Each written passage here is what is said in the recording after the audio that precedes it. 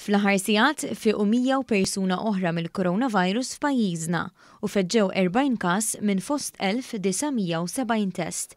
Dan ifisser li 98% ta' testijiet li saru ġew negattivi u 2% ġew pożittivi. Sa issa fiċ-ċentri tat-testjar f'pajjiżna saru 809,340 test.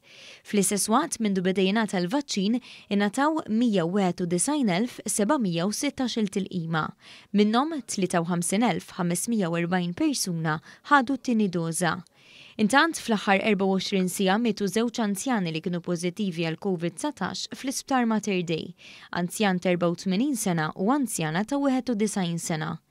Bħalissa wieħed minn kull 3 adulti Maltin u Għawċin huma mlaqma mill-inqas bl-ewwel doża tal-vaċċin.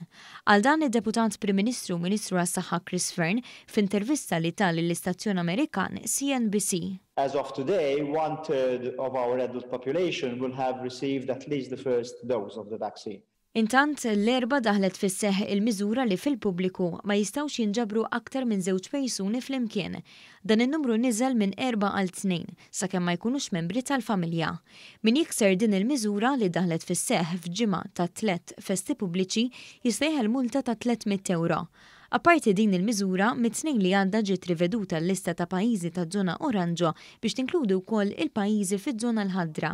Dan ifisser li kull vjaġġatur li beda jasal Malta minn din il-ġimgħa minn kwalunkwe pajjiż huwa mitlub jippreżenta test negattiv għal COVID-19. Dawn il-miżuri jibqgħu fis-seħħ sal-11 ta' April.